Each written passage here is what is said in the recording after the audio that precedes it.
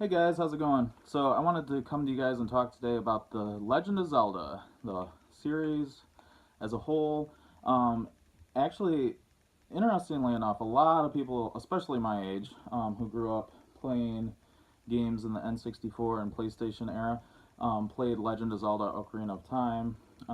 That game is very monumental for a lot of people in their gaming history.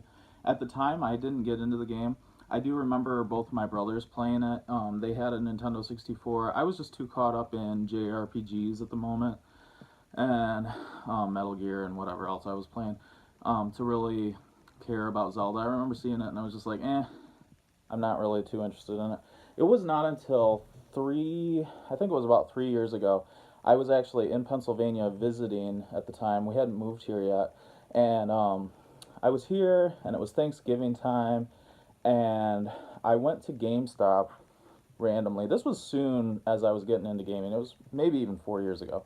So I had been getting back into gaming some. I didn't have a portable system. So I went to GameStop and I was thinking about maybe getting an old DS and just finding something super cheap just to kind of tide me over. At the time, however, I was looking at the DSs and the guy was like, the new 2DS just came out and you can actually buy that for not much more. And I was like, oh, that's amazing. And he said, yeah, and actually, you can play Zelda Ocarina of Time on it. And I was like, oh, wow, intriguing. So I actually bought Zelda Ocarina of Time, Ocarina, however you say it, and played it for the very first time in my entire life on the 2DS. And I was super impressed. I liked the game way more than I thought that I would. I liked the game way more than I had ever expected to, based on when I was younger and I had seen the game. And I think it just had like more of a kiddie look than anything that I was interested in way back. And I also just um, games took me a lot longer to play back then. So having like four amazing games to play, that would last me like 2 years. I was not good at cruising through them. I could only stand to sit in the chair for like an hour and a half at a time, probably. So, yeah. So give me a couple good long JRPGs, and I'm just stuck in those games forever. So it was really awesome to finally get to play Ocarina of Time, and I really liked it, and that sparked my desire to get to know this long-running series that's so beloved. And I've played quite a bit since then. So I'm gonna go through here. So here is my Ocarina of Time. I really need to get a case for it. Currently, it is in a Link Between Worlds case, and I'll just move to that game. So I, as you can see, bought two copies of this game. This one is empty and it houses my Ocarina of Time. This one actually has the case in the game. What happened is I had originally bought a copy, brought it home, played for about 5 hours, and then my dog got a hold of the cartridge. So I was like, and I had to go back to the store and buy it again, and start over completely, whatever. So, yeah, that actually does bring me though. A Link Between Worlds was incredible. It was really, really nice. At the time of playing this, I had not played A Link to the Past, which this game is sort of um, very similar to that. The map is very similar. The ideas are very similar. I really, really loved Link would become like a painting and he would scale across walls, and the way that they just do that, I mean, you guys know Zelda puzzles are just so fun to figure out, so fun to play. Zelda to me is gameplay first. I've never been super impressed or blown away with Zelda stories, but the gameplay is always absolutely top notch, and the story is like just fine, it's whatever it is. um, yeah, really, really liked that game on the 3DS. Um, I don't remember. I think that I played Ocarina of Time first, then Link Between Worlds, and then after that I moved to Majora's Mask. My brother got this for me. He had found a whole mess of N64 games that his friend didn't want anymore. So he actually gifted this to me for a Christmas gift. Pretty awesome. I will always keep and cherish this game. Soon after buying this, I think I went out and bought an N64 because I wanted to play it. And it was really cool to get to play this on the N64 in the original way. that the game was made. Graphics are just absolutely beautiful. I can't believe how cool it was for the time. This has actually become my absolute favorite game in the series. This game to me is very different than the other ones. I really, really like the story actually, and I like how dark it is.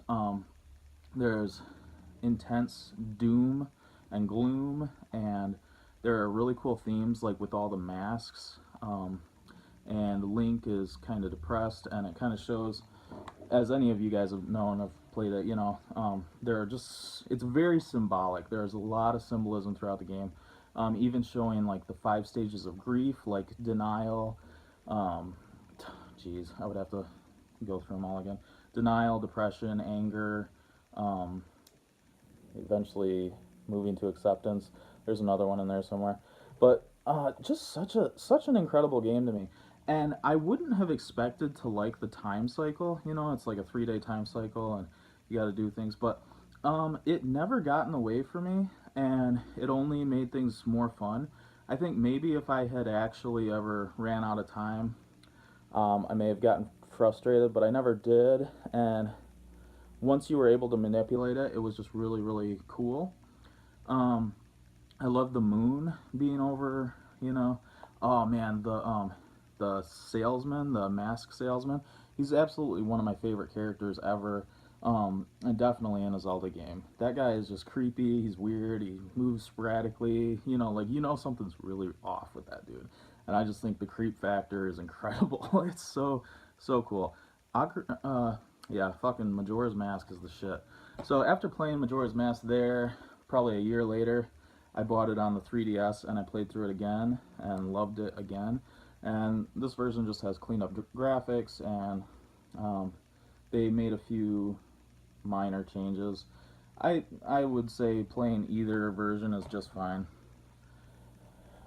After that, I moved to probably my second favorite Zelda game that I've played so far, which is Twilight Princess on the Wii U. Again, I really like this game because it's also very dark.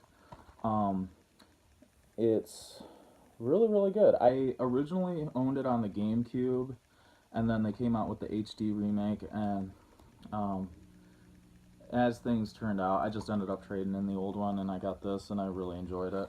And I love playing that on the Wii U. It's beautiful, gorgeous. Another one that I own, but have only played about 5 hours of, is Wind Waker HD for the Wii U. It was $20, well, 17 as you can see, to grab. I played about 5 hours of this. I tried playing this with Ashley, and we got sidetracked. I'll definitely get back to this at some point. I remember way back in the day when this came out. I remember looking in EGM and seeing the screenshots, and I remember that even though I wasn't into the series at the time, I had seen other screenshots of like this amazing, dark rendition, realistic looking of Zelda, which is kind of what ended up being what they used for Twilight Princess, which is way what I prefer. Over time, people have really come to like this. I still do not like the graphic style. The cel-shaded Toon Link thing is just not my preference. I don't care that other people like it, and it's not like it's going to keep me from the game, but there's just something about it that it doesn't quite grasp me the way that the other ones do. It's definitely on my to play list. I'll get there eventually. I remember me and my friend Michael used to talk on the phone a lot about video games, and we used to argue quite a bit about video games. And I remember I think that we were having a little fanboy bash about which consoles were going to be better, and of course I was saying the PlayStation 2 was going to be so much better than the GameCube, and called the Gay Cube back then. Pretty much sure.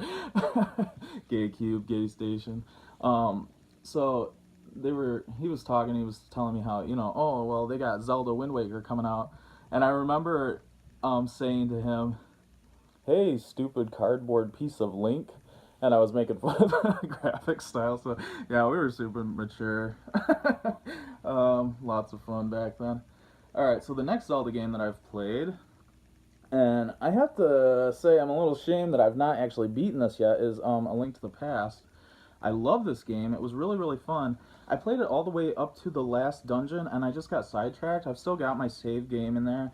I'm planning to buy a Superboy S, the new portable version of the Superboy. And once I get that, I think that's going to be my goal. Probably the very first thing I do is going to be to finish this game. I may even play it again from the beginning, just to kind of know what's all going on. Love this game, super good. I can see why it's such a classic. Man, I just love Super Nintendo games too. Like that era just really just hit a stride. You know, kind of took everything from the NES and just made it way more beautiful and gave it save features, and it's just really cool. Finally, bringing me up to Breath of the Wild. I still have to beat this game. I haven't gotten there yet. I will eventually. It's a really, really good game. There are things about it that are a little annoying to me, and there are reasons that I've gotten a little tired of it. I may go a little more in depth at some point, but the game is like nearly perfect. You know, it's really good. Maybe just a little long for me. One thing that I can say, I really don't like the shrines all that much. Um, I don't like the way that they look. They're very boring to look at. Like, there's this beautiful, amazing world that you're in that's very like dynamic and changes, but like every single shrine is just like a metal seeming room, like very flat. Not a lot of colors going on. It's always the same basic sterile look, and that kind of got to me after a while. Some of the game mechanics, one that just annoys the crap out of me is the breaking weapons, and you know, it's not that big of a deal. It is true that like they give you so many that it's really not that annoying. But man, after like, I think I've put about 100 hours into this. After like 100 hours, it's just like, man, I just fucking want a good sword that I can just use. I'm tired of swapping shit out. You know, I went and got the Master Sword, thinking that was gonna be awesome and that was gonna save me from that. Just to find out that the Master Sword runs out of energy after so long, and then it has to sit and charge up. I'm like, oh my gosh. One other thing that's been super annoying. Um, One of the game's strengths is that it has all these like weather dynamics, which are really cool. So like if you're running through the storm and you have anything that's metal on your body, you can be electrocuted. You know, it's annoying to die that way, but it's kind of cool that that's in there. But one thing that I wish so bad that they had given you a way to get around this, climbing is very important in that game. And when it's raining, you just can't climb it. And I wish so bad that they had given you like maybe like a suit or some gloves that are like extra sticky. Like there's got to be some way eventually to get over that. It's just it's ridiculous because like there will be times when I'm climbing up a mountain. There's one time literally that I can think of where I'd gotten almost to where I wanted to go, and there was like one last plane of mountain that I had to climb, which was about maybe 30, 40 feet in game. And right as I was starting to do it, it started raining, and I couldn't go anywhere. Like, I could totally go off path and do something completely different, or I could just sit there and wait for the rain to go away, which is what I did. I put my controller down, I went and got a coffee, and I sat and I looked at the screen, and I just had to wait for the rain to stop. And that's just really obnoxious to me. It's not fun. That's not that's not something that I think is cool. Okay, so I feel like I'm those are little nitpicks really. They're obnoxious because they really affect the gameplay for me. And also I just am like, why is that like that? Like why couldn't you get around that somehow? But the game is super super good. Very excellent. It's huge. The map is the biggest I've ever seen out of any other game in my entire life. I still, with all the hours that I logged into that thing, have not gotten to every part of the map. So, really impressive there. I love the fact that you can climb on anything. I think that's insanely cool. Like, it makes you look at open world differently because there's literally nothing that's out of your reach. It's awesome. Um, Man, what else can be said about it? I think that the story is a little bit more, maybe they're a little bit more heavy handed with the story, which I think is a good thing because I think that Zelda games in general are kind of lacking when it comes to story, or they just kind of leave a lot to your imagination, or like they give little hints that you have to, you know, kind of come to your own conclusions. So I think it's cool that there's actually a story. It's still not super insanely good. It's like, oh, bad Ganon, 100 years ago, we lost. Now we're trying to fight him again. You know, I haven't gotten to the end of the story, so who knows? There could be a lot more to it than that, but that's what I've seen so far. anyways, Zelda series, super good, super awesome gameplay. Like, you just cannot go wrong with the gameplay of Zelda, and it's just cool um, being such a part of history. Um, Actually, the original Zelda, I wanted to talk about that one also.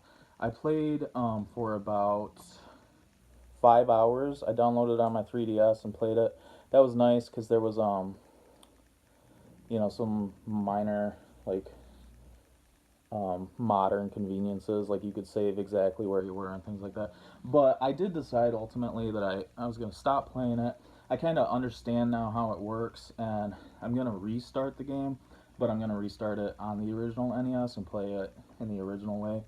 I'd rather do that than playing it on my 3DS. I kind of just wanted to give it a test run on the 3DS and make sure that it's a game I would actually want to buy, because it's up around like $30 right now, I think. And definitely I want to play it at some point. It's a piece of history, it's an important piece of history. It's incredible what they did with an 8-bit game. One thing that I will say about it, there's no way that I'm playing it without a strategy guide of some sort. Like, the fact that, you're supposed to like blow up a wall, well, like, the walls aren't marked at all. There's no discoloration, there's no cracks in the wall, like nothing. Like, you just have to take your bomb and go to each point of each wall and figure out where eventually it's going to blow a hole. That kind of stuff was maybe fun in the 80s. Now I can't do that. That's way too much time. I got way too many other games I want to play. So this has been a brief Zelda overview. I got my lovely poster in the background that you guys can see. I do like the series a lot. I'm really glad that it came to me about 3 or 4 years ago. Glad that I kind of got into it and was able to play a lot of the games. There's more games in the series that I definitely will want to play at some point. If you're like me and you have never gotten into it, give it a chance for sure. Jump into something. Ocarina of Time was an incredible place for me to jump in. I feel like that was kind of it's definitely not my favorite Zelda game, but it's kind of like a good representation of what Zelda is, I think. Majora's Mask, again, for me is just the ultimate. Nothing's been able to touch that yet. So, alright guys, tell me what you think about Zelda. I'm sure that a lot of you guys are bigger fans of it than even I am, and probably know a whole lot more of it than even I do. And that's cool. I'd like to hear your guys' thoughts. Alright, peace.